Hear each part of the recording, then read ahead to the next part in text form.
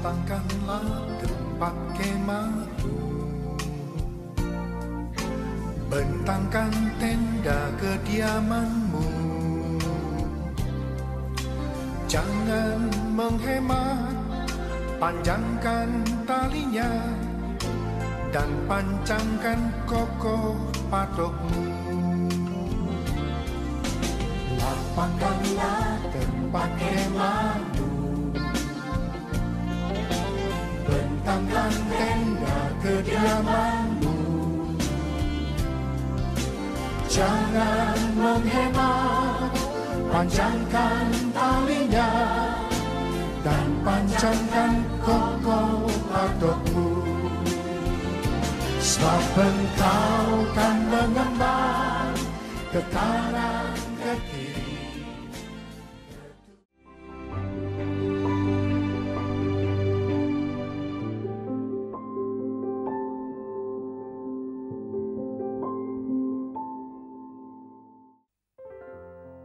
Shalom Bapak Ibu Saudara. Sekali lagi shalom. Karena penyertaan dan kebaikannya kita dapat berjumpa lagi di minggu ini. Mari Bapak Ibu Saudara kita berikan posisi yang terbaik untuk kita sama-sama datang memuji dan menyembah Dia. Mari sebelum itu saya mau mengajak kita semua untuk sama-sama kita satukan hati kita. Kita mau berdoa. Tuhan Yesus, terima kasih Bapa buat kebaikan-Mu dalam kehidupan kami. Terima kasih Tuhan sebab Engkau Allah yang baik dalam hidup kami Bapa. Sebentar Tuhan kami mau memuji, kami mau menyembah satu nama yaitu Yesus Kristus, Tuhan dan Raja kami. Terima kasih Tuhan, inilah pujian penyembahan kami yang terbaik buat Engkau. Dalam nama Tuhan Yesus, mari sama-sama katakan, amin. Mari Bapak Ibu Saudara kita mau memuji dan menyembah Tuhan. Sebab ada kuasa di dalam pujian.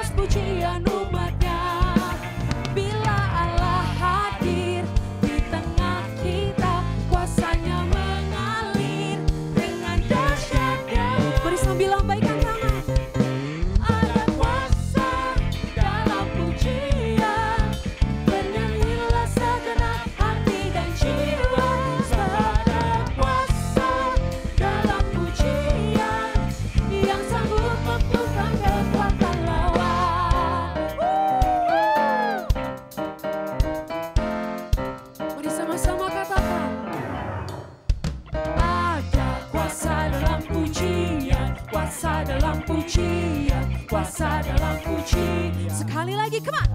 Ada kuasa dalam pujian, kuasa dalam pujian, kuasa dalam pujian. Ada kuasa dalam pujian, kuasa dalam pujian,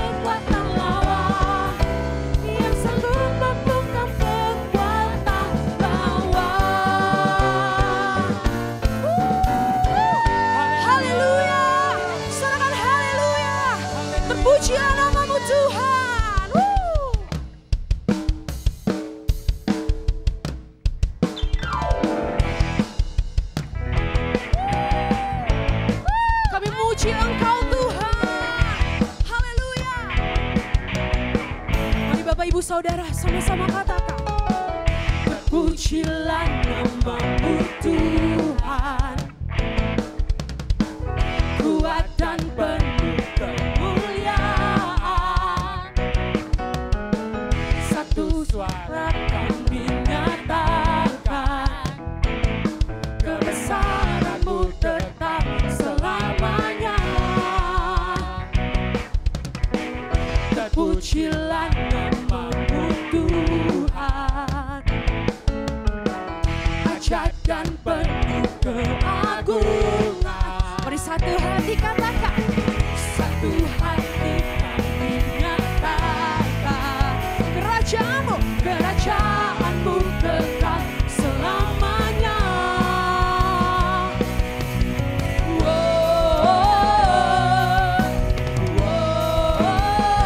Engkaulah Raja atas dunia, yang menghancurkan kutub dan membebaskan jiwa.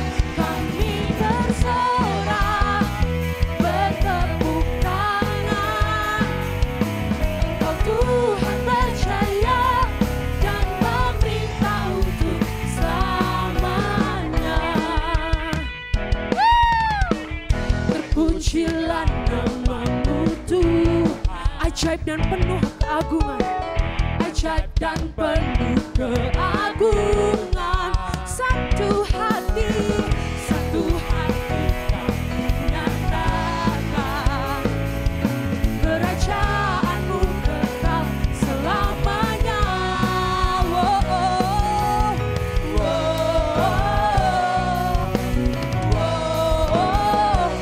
Engkaulah Raja atas dunia, yang menghancurkan kutub dan membebaskan jiwa. Kami bersorak, bertepuk tangan. Engkau Tuhan percaya dan memerintah. Mari sambil tepuk tangan katakan, Engkaulah Raja atas dunia, yang menghancurkan kutuk dan membebaskan jiwa. Engkaulah Raja atas dunia, yang menghancurkan kutuk dan membebaskan jiwa. Kami bersorak, bertepuk tangan. Engkau Tuhan percaya dan memerintah untuk selamanya. Haleluya.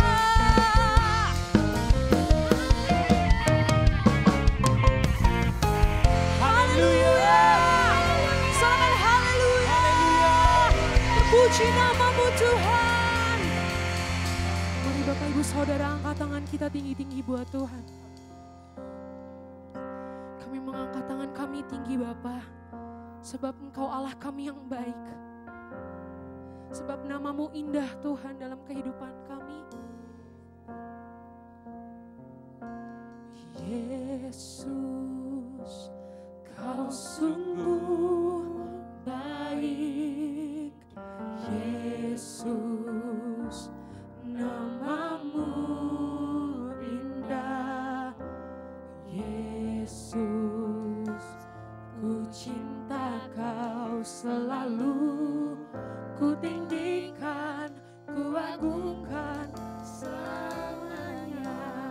Yesus, Yesus, Kau sungguh baik. Kau sungguh baik. Yesus, Yesus, nama-Mu indah. Yesus, ku cinta Kau selalu. Ku tinggikan, ku agungkan selamanya. Ku mau memuji-Mu, ku selalu puji-Mu.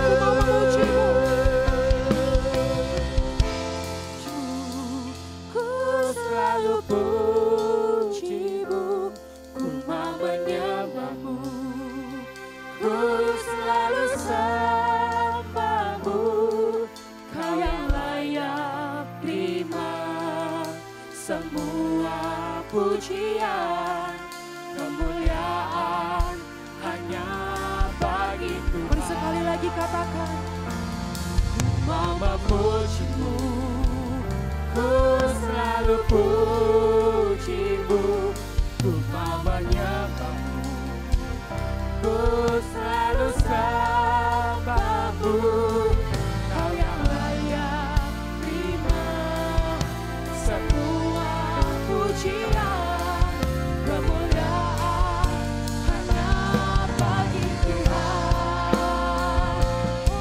we worship you, oh Jesus.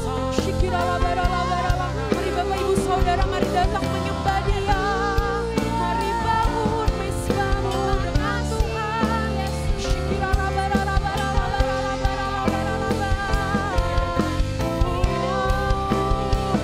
Kami bawa hati yang terindah bagimu Tuhan. Kami bawa hidup kami Bapa, sebab Kau Allah yang baik, nama-Mu terindah. Shakarala-berala-berala, beshikirarararararara. Oh Jesus, Jesus, Jesus, Jesus, Jesus. Ku membawa hatiku, hanya Engkau di hidupku, Yesusku yang terindah. Selamanya ku menyembahmu, ku membawa hidupku. Inilah persembahanku untuk Yesusku yang terindah. Selamanya ku menyembahmu, Yesus.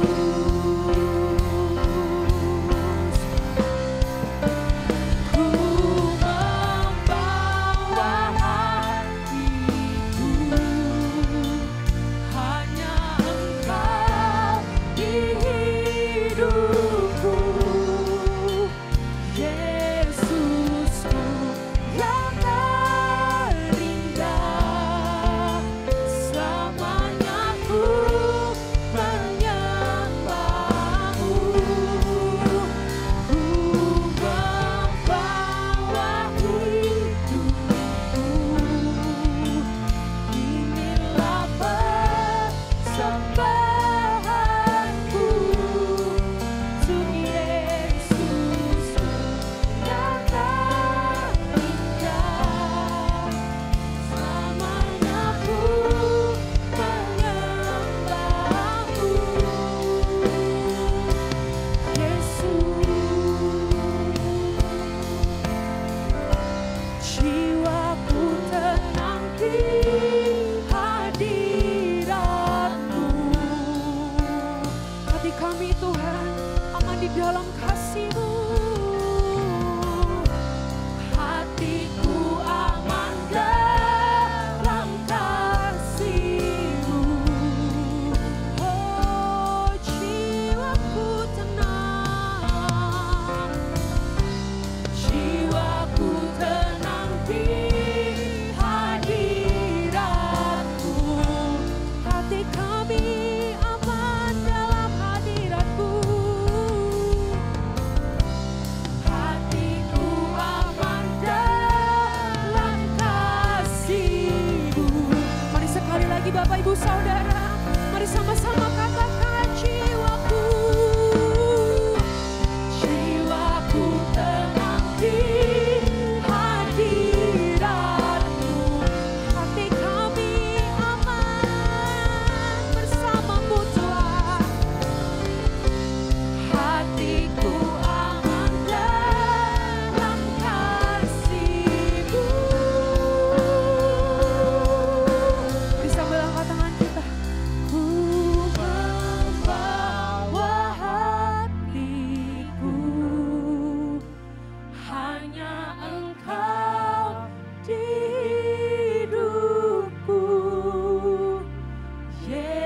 Yesusku yang terindah, selamanya ku menyembahmu,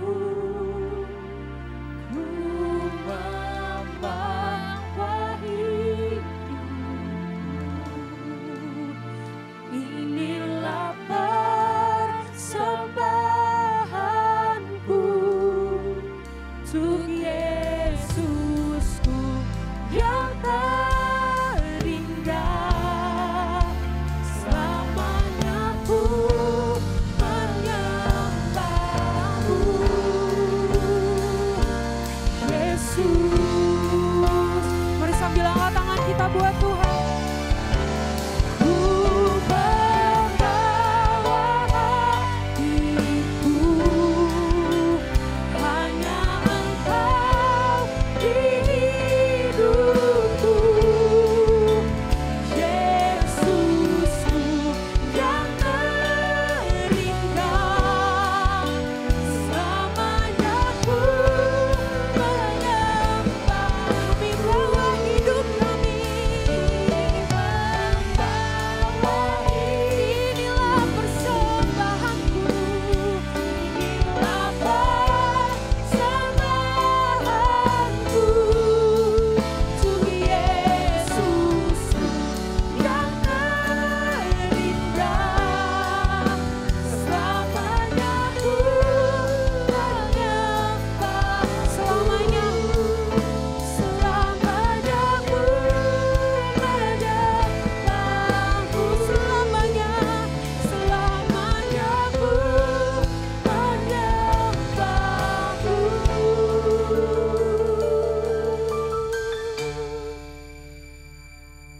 Yesus, beri tepuk tangan yang terbaik buat Tuhan. Sorakan haleluya. Puji hormat kemuliaan bagi nama-Mu Tuhan. Haleluya. Terima kasih Tuhan.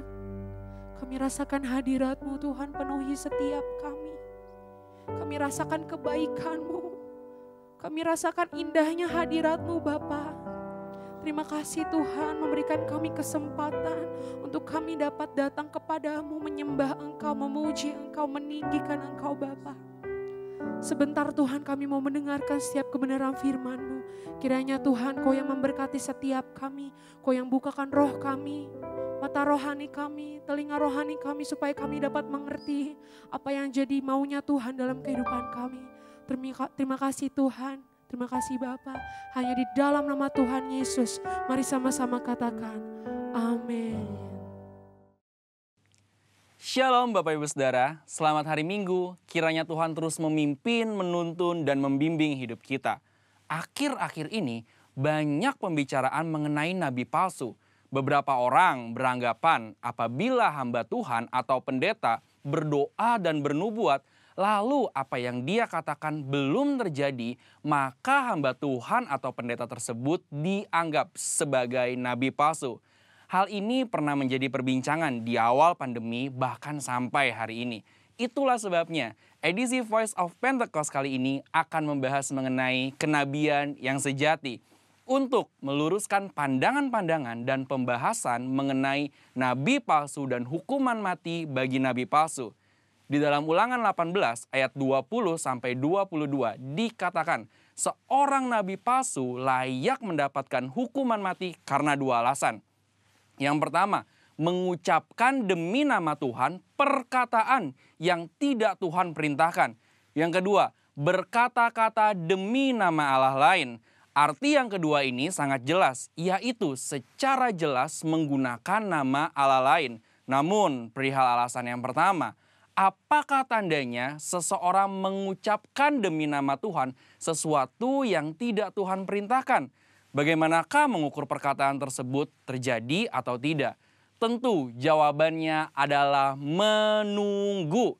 Sekali lagi, apakah tandanya seseorang mengucapkan demi nama Tuhan sesuatu yang tidak Tuhan perintahkan?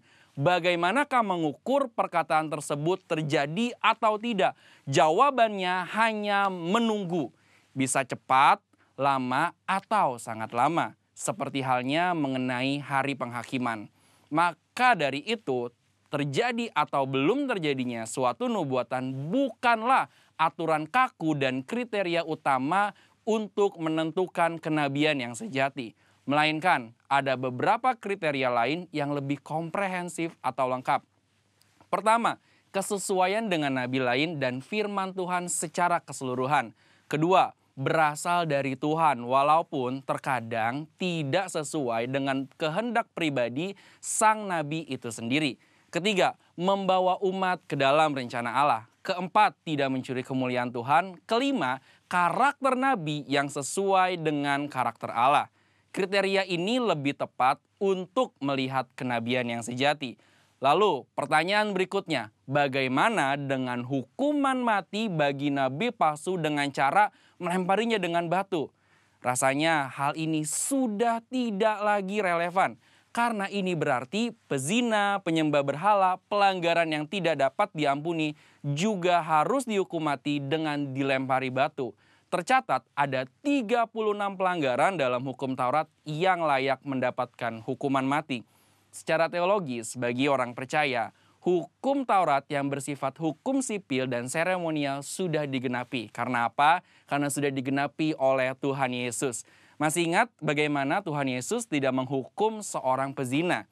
Hukum Taurat salah satunya kini digunakan sebagai panduan moral hidup orang percaya. Kita tidak lagi hidup di bawah hukum Taurat, melainkan hukum Kristus. Seperti yang Paulus katakan dalam 1 Korintus 9 ayat 21, bahwa kini ia hidup di bawah hukum Kristus.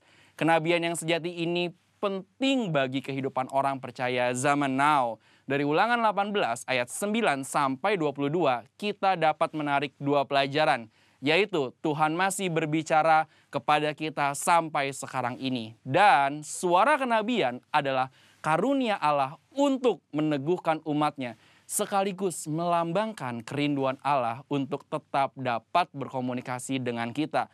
Dan kita sangat bersyukur dua hal ini terjadi di gereja kita. Tuhan Yesus memberkati.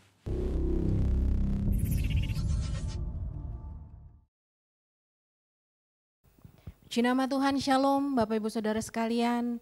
Senang bisa kembali berjumpa di ibadah kita pada hari ini. Dan Bapak Ibu Saudara, kita sudah ada di penghujung bulan September dan akan memasuki bulan Oktober 2020. Patut kita menaikkan ucapan syukur kita yang terdalam kepada Tuhan kita Yesus Kristus, karena sampai hari ini kita masih tetap ada dan tetap ada dalam kasih karunia dan kemurahan Tuhan. Nah Bapak Ibu Saudara, saya mau katakan bahwa di waktu-waktu ini kita masuk dalam masa-masa yang sangat spesial. Kenapa saya bilang spesial? Karena kita ada di masa, di zaman di mana kita tidak pernah ada sebelumnya. Di masa-masa yang lalu, kita bisa mengambil keputusan demi keputusan, kita bisa mengambil perencanaan-perencanaan, kita bisa merancangkan hal-hal yang akan kita lakukan 4 bulan ke depan, 6 bulan ke depan, bahkan 1 tahun ke depan. Tapi Bapak Ibu Saudara, di masa yang spesial ini kita tidak dapat lagi melakukan hal yang sama. Kita harus mengambil keputusan demi keputusan, kita harus mengikuti perubahan-perubahan yang begitu cepat. Perubahan-perubahan yang bahkan kita sendiri tidak dapat kita bayangkan apa yang akan terjadi ke depan. Beberapa waktu yang lalu Banyumas itu sudah hampir memasuki zona hijau. Tetapi sebelum zona hijau itu kita masuki, ternyata tiba-tiba kita mendengar bahwa di Banyumas ini kita masuk lagi di dalam zona orange. Dan sampai hari ini semua keputusan-keputusan yang diambil, semua hal-hal yang dikerjakan, semua masih dalam kondisi yang kita katakan masih dalam keadaan yang tidak dapat ada dalam sebuah kebebasan. Kita nggak bisa berkumpul dengan bebas, bahkan ada peraturan di awal bulan ini bahwa kita harus betul-betul kembali memperketat kehidupan kita dalam protokol-protokol kesehatan yang harus kita masuki.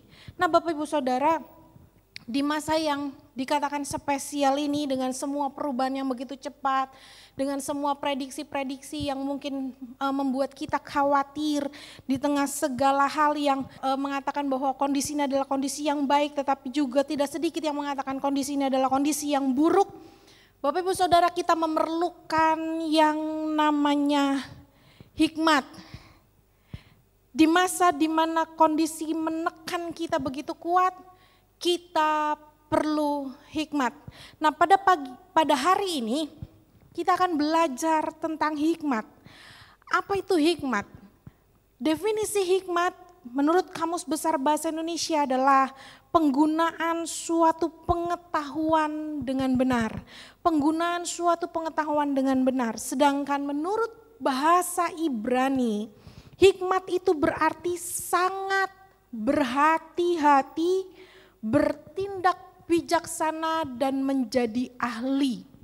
Sedangkan dalam bahasa Yunani dengan kata Sophia itu artinya memiliki ketajaman untuk membedakan, mempertimbangkan, berhati-hati dan waspada.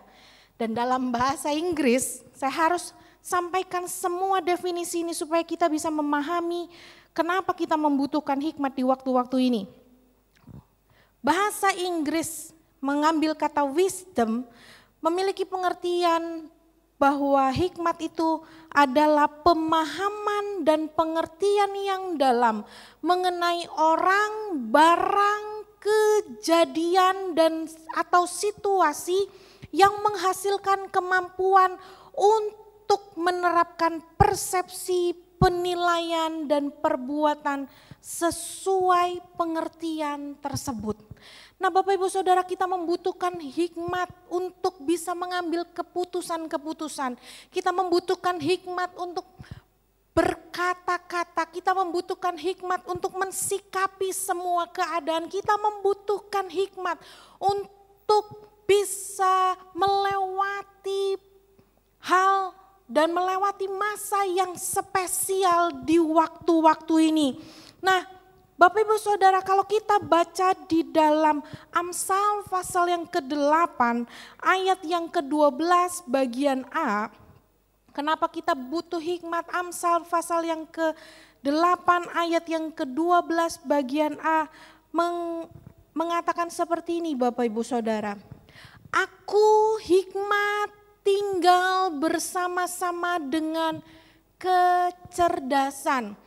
Dalam bahasa Inggris atau dalam NLT, di sana dikatakan begini, I, wisdom, live together with good judgment katanya. Dikatakan bahwa hikmat itu tinggal bersama-sama dengan good judgment. Good judgment memiliki pengertian bahwa kita mempunyai pemahaman yang benar atau batu ukuran atau batu timbangan yang tepat untuk bisa mengambil keputusan yang benar. Jadi Bapak Ibu Saudara, orang yang berhikmat akan memiliki pertimbangan yang matang untuk dapat memutuskan sesuatu. Hikmat berarti kemampuan akal budi yang dianugerahkan kepada Tuhan yang bagi orang-orang yang takut akan Tuhan sehingga memiliki pengertian dan dapat membedakan apa yang baik, mana yang jahat, mana yang benar, mana yang salah dalam sebuah persoalan, dalam sebuah permasalahan dan dapat bertindak bijaksana dalam mengambil keputusan. Kita membutuhkan hikmat Bapak Ibu Saudara di tengah segala macam tekanan dan situasi yang hari-hari ini kita hadapi. Nah, beberapa macam pengertian tentang kata hikmat. Pertama, hikmat adalah kemampuan atau keterampilan untuk mengerjakan pekerjaan seni.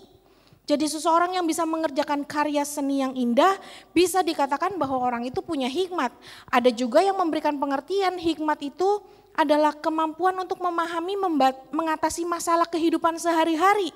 Nah, Salomo memiliki hikmat ini, memiliki kemampuan untuk memahami dan mengatasi masalah kehidupan. Sedangkan ada orang yang berpendapat bahwa hikmat adalah cara pandang dan cara hidup yang secara moral benar. Dan ada juga orang-orang yang mengatakan bahwa hikmat adalah pola pikir yang sesuai dengan pola pikir Allah. Jika dengan demikian semua pengertian hikmat tersebut, bagaimana kita bisa mengetahui bahwa kita memiliki hikmat atau kita tidak memiliki hikmat? Kita akan lihat sama-sama di dalam Yakobus pasal yang ketiga, kita akan melihat sungguh-sungguh ciri-ciri dari orang yang memiliki hikmat atau pengertian bahwa kita mempunyai hikmat. Seperti apa? Apakah kita memiliki hikmat dalam kehidupan kita di waktu-waktu ini atau tidak? Kita akan lihat dalam Yakobus pasal yang ketiga ayat yang ke-13 sampai ayat yang ke-18. Kebenaran firman Tuhan berkata seperti ini. Siapakah di antara kamu yang bijak dan berbudi? Baiklah ia dengan cara hidup yang baik menyatakan perbuatannya oleh hikmat yang lahir dari kelemah lembutan. Jika kamu menaruh perasaan iri hati dan kamu mementingkan diri sendiri, janganlah kamu memegahkan diri dan janganlah berdusta melawan kebenaran.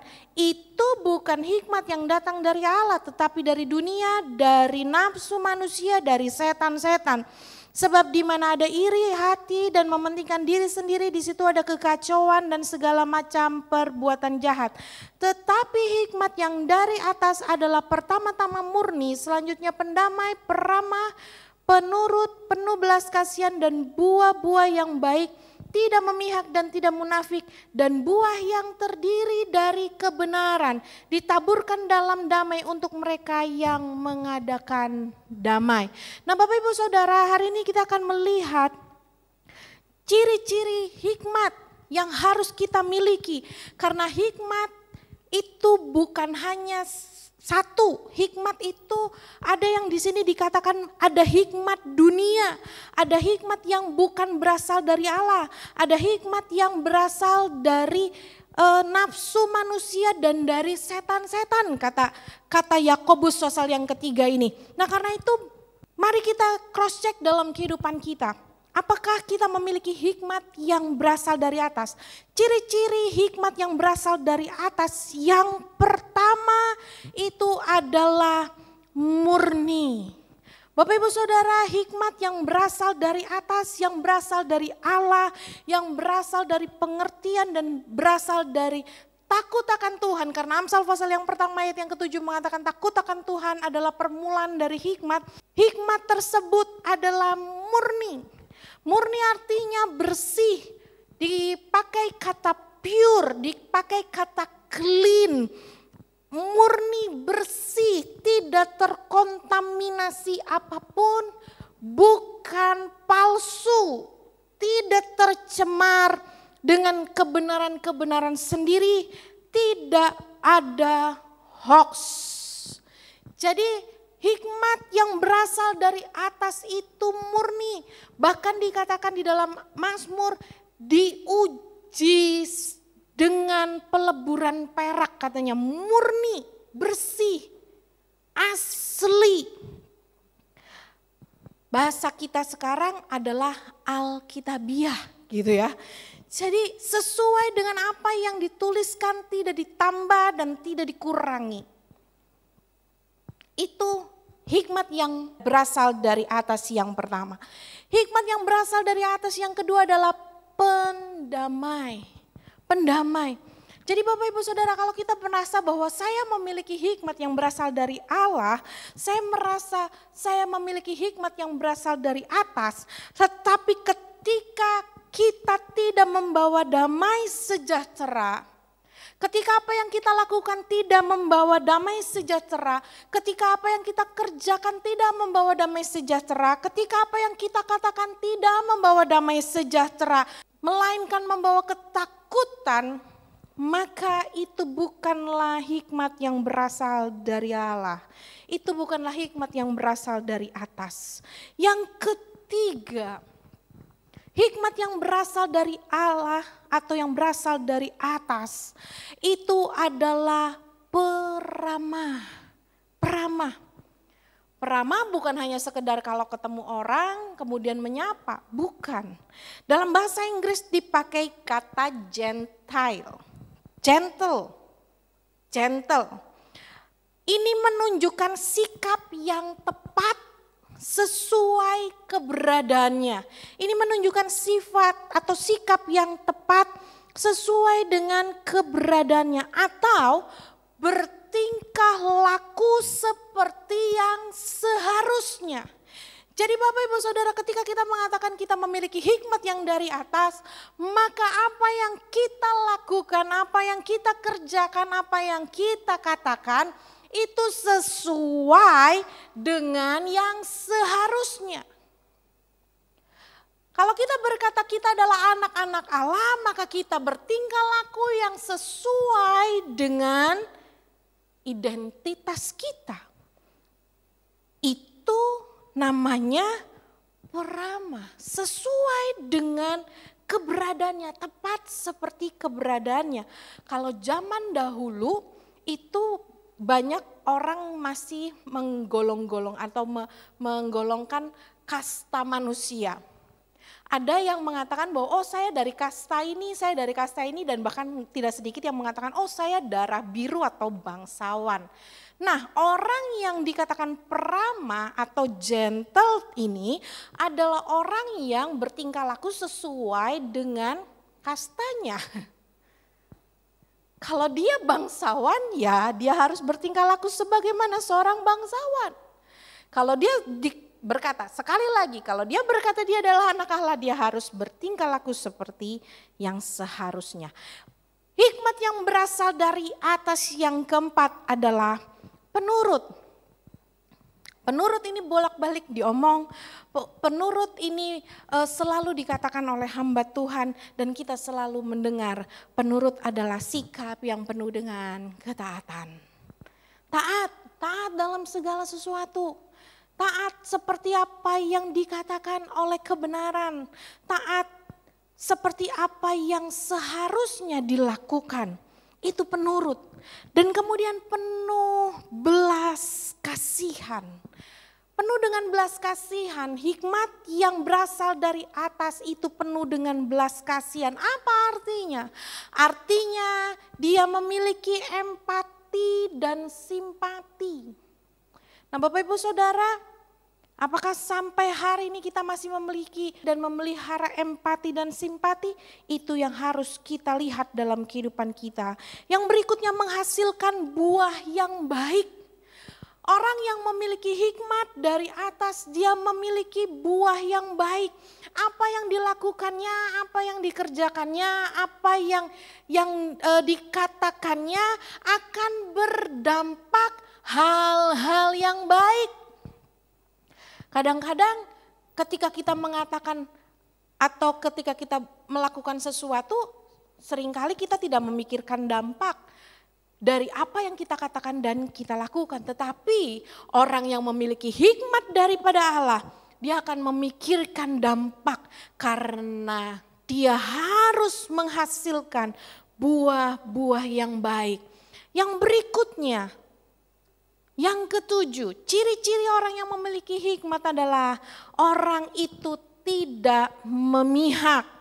Artinya dia ada dalam kebenaran dan keadilan Bapak Ibu Saudara. Dia ada dalam kebenaran dan keadilan. Dia sungguh-sungguh melakukan kebenaran. Tidak memihak. Tidak berat sebelah. Tidak ekstrim kanan atau ekstrim kiri. Dia berjalan seperti apa yang seharusnya. Dan yang kedelapan, ciri-ciri orang yang memiliki hikmat yang berasal dari Allah. Dia tidak munafik. Tidak munafik itu berarti tulus. Dia melakukan segala sesuatu tanpa ada maksud tersembunyi. Nah Bapak Ibu Saudara, kita membutuhkan ini semua. Kita membutuhkan hikmat. Untuk apa? untuk kita bisa memutuskan perkara-perkara, untuk kita bisa memutuskan hal-hal yang harus kita lakukan, untuk kita bisa melewati keadaan-keadaan di mana kita harus lewati, berjalan bersama-sama dengan Tuhan. Karena di sekeliling kita, Bapak Ibu Saudara, orang melihat siapa hidup kita. Nah mungkin ada di antara kita yang berkata, tapi saya nggak punya hikmat ternyata. Saya masih hidup seperti apa yang saya mau. Saya masih hidup seperti apa yang menjadi pemikiran saya sendiri. Gimana caranya kita bisa memiliki hikmat? Yakobus pasal yang pertama ayat yang kelima mengatakan ini Bapak Ibu Saudara. Tetapi apabila di antara kamu ada yang kekurangan hikmat, hendaklah ia memintakannya kepada Allah yang memberikan kepada semua orang dengan murah hati dan dengan tidak membangkit-bangkit. Maka hal itu akan diberikan kepadanya. Apa yang harus kita lakukan? Ketika kita berkata, oh saya kurang hikmat, oh saya nggak punya hikmat, oh ternyata apa yang saya lakukan hari-hari ini tidak dalam kondisi yang benar atau tidak dalam hikmat yang benar. Saya tidak mempunyai good judgment. Saya nggak mempunyai pemikiran yang benar sehingga saya tidak dapat memutuskan segala sesuatu. Saya punya keputusan-keputusan yang salah. Apa yang harus saya lakukan ketika saya tidak memiliki hikmat, ketika saya kekurangan hikmat? Yakobus pasal yang pertama ayat yang kelima berkata, minta kepada Tuhan.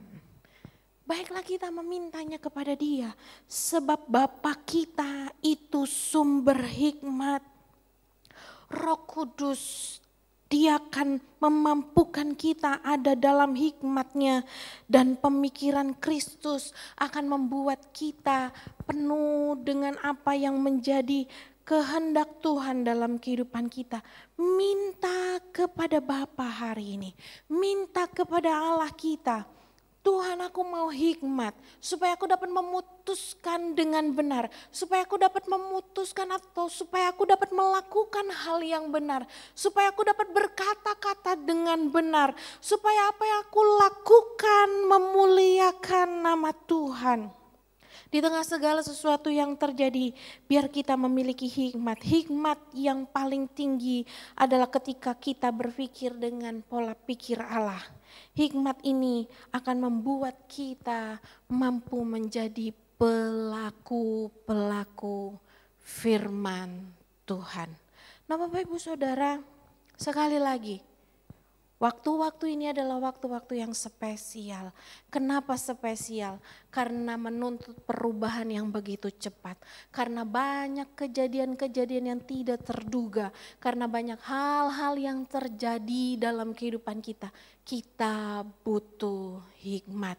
Dan biar kita ada dalam hikmat Tuhan yang murni, yang pendamai, yang peramah, yang penurut, yang penuh dengan belas kasihan, yang ada dalam dan menghasilkan buah-buah yang baik, yang tidak memihak dan yang tidak munafik.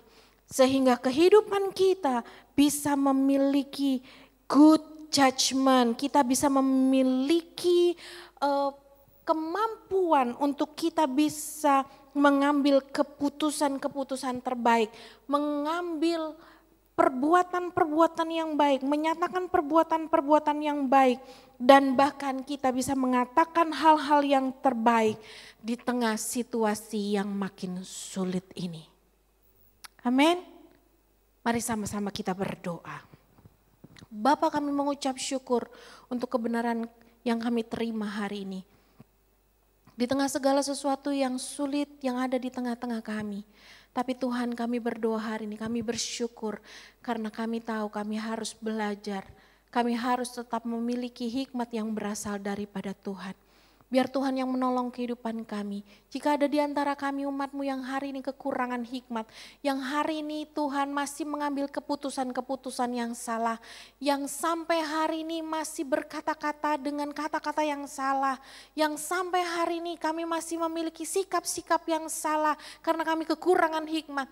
Tuhan, kami berdoa, kami minta hikmat yang berasal daripada Tuhan.